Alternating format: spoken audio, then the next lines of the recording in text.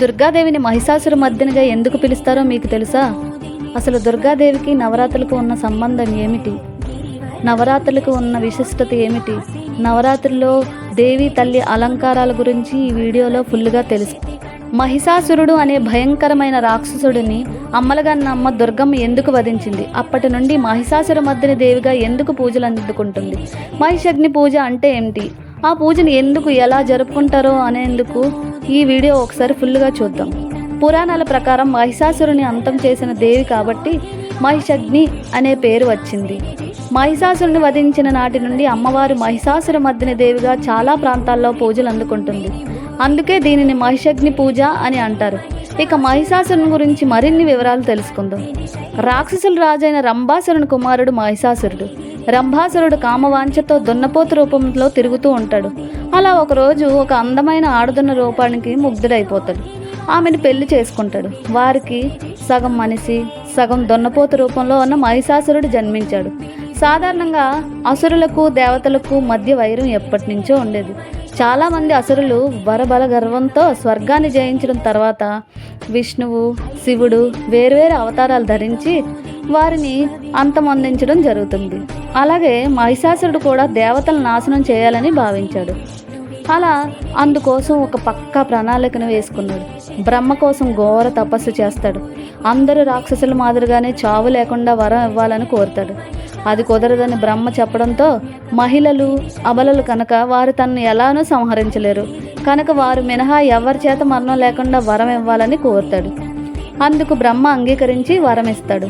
దీంతో మహిషాసురుడు ఆ వరం ఉందని గర్వంతో ఇష్టం వచ్చినట్లు విర్రవీగిపోయి ప్రవర్తిస్తాడు. తనను ఓడించే మహిళ ఉండదని దేవతలతో యుద్ధానికి దిగి వారిని ఓడించాడు. దీంతో దేవతలు తమను రక్షించమని త్రిమూర్తులను వేడుకుంటారు. అప్పుడు వారు తమ ముగ్గురు శక్తులు కలబోసి ఒక మహిళను సృష్టించారు. ఆమె ఎవరో కాదు, దుర్గాదేవి.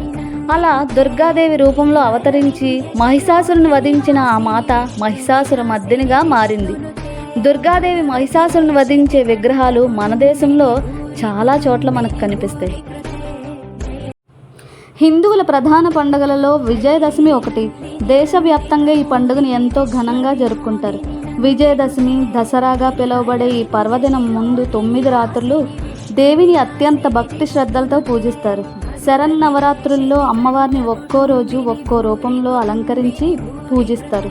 తొలి 3 రోజులు పార్వతిగా, తర్వాతి 3 రోజులు లక్ష్మిగా, చివరి 3 రోజులు సరస్వతిగా ఆరాధిస్తారు. నవరాత్రుల్లో దేవిని పూజిస్తే 10 జన్మల పాపాలు తొలగిపోతాయని ప్రగాఢ నమ్మకం. శరన్నవరాత్రుల్లో నవదుర్గల అలంకారంలో పరాశక్తి దర్శనమిస్తుంది. తొలి రోజు నవరాత్రుల్లో మొదటి రోజు అమ్మవారు త్రిశూలధారిణి అయిన హిమవంతుని కుమార్తెగా శైలపుత్రిగా నందివాహనంపై భక్తులకు దర్శనమిస్తుంది. శైలపుత్రి దేవికి పాడ్యమి రోజు విశేషంగా సమర్పించే నైవేద్యం పులగం. తొలి రోజు భక్తి శ్రద్ధలతో అమ్మను పూజించి పులగం నైవేద్యించిన వారికి ఆ తల్లి సకల సామర్థ్యాలను యశస్సును అందిస్తుంది. రెండో రోజు పరాశక్తి బాలా త్రిపుర సుందరీదేవి అలంకారంలో భక్తులకు దర్శనమిస్తుంది. త్రిపుర సుందరీదేవి శ్రీచక్రంలోని త్రిపురాత్రయంలో మొదటి దేవత, షోడశ విద్యకు అధిష్టాన దేవత. అందుకే ఉపాసకులు త్రిపుర సుందరీదేవి అనుగ్రహం కోసం బాలార్చన చేస్తారు. అందుకే ఈ రోజున 2 నుంచి 10 ఏళ్లలోపు బాలికలను అమ్మవారి స్వరూపంగా భావించి కుమారి పూజ చేస్తారు. త్రిశతి పారాయణం గావిస్తారు. మనస్సు, బుద్ధి, చిత్తం, అహంకారం త్రిపుర సుందరీదేవి అధీనంలో ఉంటాయి. సత్సంతానాన్ని అనుగ్రహిస్తుంది.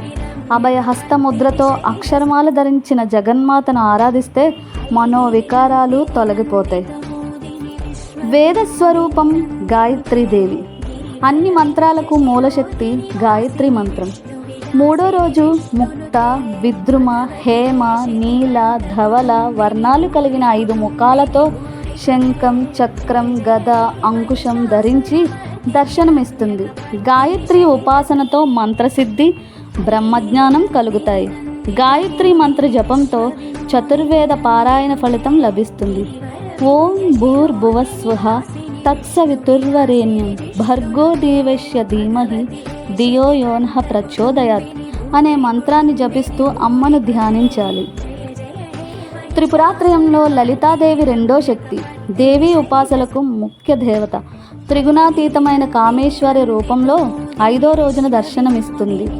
లక్ష్మీ సరస్వతులు ఇరువైపులా నిలబడి వింజామర్లు విసురుతుండగా శ్రీచక్ర అధిష్టాన శక్తిగా కొలువుదీరుతుంది.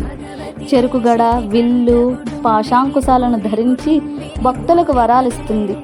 లలితాదేవి విద్యాస్వరూపిణి, మాంగళ్య సౌభాగ్యాన్ని ప్రసాదిస్తుంది. దేవి అనుగ్రహం కోసం సువాసిని పూజ చేయాలి. సమస్త సుఖాలు ప్రసాదించే శక్తి స్వరూపిణి లలితాదేవి. ఇక శరన్నవరాత్రుల్లో మూలా నక్షత్రానికి చాలా విశిష్టత ఉంది. జగన్మాత, చదువుల తల్లి, సరస్వతి రూపంలో దర్శనమిచ్చే రోజు. బ్రహ్మ చైతన్య స్వరూపినిగా సరస్వతీదేవిని పురాణాలు అభివర్ణించాయి. శ్వేత పద్మాన్ని ఆసనంగా అధిష్ఠించి వీణ, దండ, కమండలం, అక్షరమాల ధరించి అభయ ముద్రతో భక్తుల అజ్ఞాన తిమిరాలను దూరం చేస్తుంది. త్రిశక్తి రూపాల్లో సరస్వతి 3వ శక్తి రూపం. సంగీత సాహిత్యాలకు అధిష్టాన దేవత. ఈ తల్లిని ఆరాధించడం వల్ల బుద్ధి వికాసం, విద్యాలాభం కలుగుతాయి. 5వ రోజు అమ్మవారిని అన్నపూర్ణాదేవిగా అలంకరిస్తారు. ప్రాణికోటికి జీవనాధారం అన్నం. అందుకే అన్నం పరబ్రహ్మ స్వరూపం అంటారు. సాక్షాత్తు పరమేశ్వరుడికే భిక్ష పెట్టిన దేవత అన్నపూర్ణాదేవి. ఈ తల్లిని ధ్యానిస్తే ధన, ధాన్య వృద్ధి, ఐశ్వర్య సిద్ధి కలుగుతాయి. అన్నపూర్ణాదేవి ధరించిన రసపాత్ర అక్షయ శుభాలను అందిస్తుంది. 2 చేతులతో మాలను ధరించి అభయ వరద హస్త ముద్రలను ప్రదర్శిస్తూ గజరాజు సేవిస్తుండగా శ్రీ మహాలక్ష్మి రూపంలో అమ్మవారు దర్శనమిస్తారు. మహాలక్ష్మి సర్వమంగళకారిణి, ఐశ్వర్యప్రదాయిని. అష్టలక్ష్ముల సమిష్టి రూపమే మహాలక్ష్మి. డోలాసురుడు అనే రాక్షసుని వధించింది. శక్తిత్రయంలో మధ్యలక్ష్మి, మహాలక్ష్మిని ఉపాసిస్తే ఫలితాలు త్వరితంగా కలుగుతాయి. యాదేవి సర్వభూతేషు లక్ష్మీ రూపేణ సంస్థిత అంటే అన్ని జీవులలోనూ ఉండే లక్ష్మీ స్వరూపం దుర్గాదేవిని చండీ సప్తసతి చెబుతోంది. శరన్నవరాత్రుల్లో మహాలక్ష్మిని పూజిస్తే సర్వమంగళ మాంగళ్యాలు కలుగుతాయి. దుర్గతులను నివారించే పరాశక్తి దుర్గాదేవి. దుర్గాదేవిగా దర్శనమిస్తుంది. ఈ అవతారంలో దుర్గముడనే రాక్షసుని అమ్మవారు సంహరించినట్లు పురాణాలు చెబుతున్నాయి. పంచ ప్రకృతి మహాస్వరూపాల్లో మొదటిది దుర్గా రూపం. భవబంధాలలో చిక్కుకున్న మానవుణ్ణి అనుగ్రహించి మోక్షాన్ని ప్రసాదించే మాత.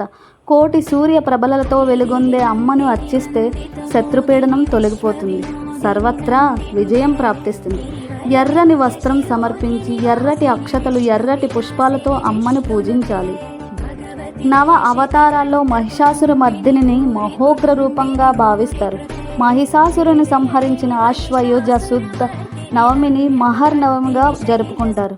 సింహవాహనాన్ని అధిష్ఠించి ఆయుధాలను ధరించిన చండీ సకల దేవతల అంశాలతో మహాశక్తి స్వరూపంగా దర్శనమిస్తుంది. ఈ తల్లిని పూజిస్తే సకల దేవతల అనుగ్రహం కలుగుతుంది. మహిషాసుర మర్దిని ఆరాధన వల్ల భయాలన్నీ తొలగిపోతాయి. సర్వకార్యాల్లో విజయం సిద్ధిస్తుంది. ఇక 10వ రోజు శరన్నవరాత్రుల్లో అమ్మవారి చివరి అలంకారం రాజరాజేశ్వరి దేవి. భువన భాండాలను ఆరాధ్య దేవత. మహాత్రిపుర సుందరిగా పూజలు అందుకుంటుంది. అపరాజితాదేవిగా భక్తులు ఆరాధిస్తారు. పరమేశ్వరుడి అంకం ఆసనంగా ఇచ్ఛ, జ్ఞాన, క్రియాశక్తులను భక్తులకు అనుగ్రహిస్తుంది తల్లి. యోగమూర్తిగా మాయామోహిత మానవ చైతన్యాన్ని ఉద్దీపనం చేస్తుంది. అనంత శక్తి స్వరూపిణైన ఈ శ్రీచక్రానికి ఈ తల్లి అధిష్టాన దేవత. లలితా సహస్రనామ పారాయణం, కుంకుమార్చన ఈ తల్లికి ఇష్టమైనవి. జై దుర్గామాత.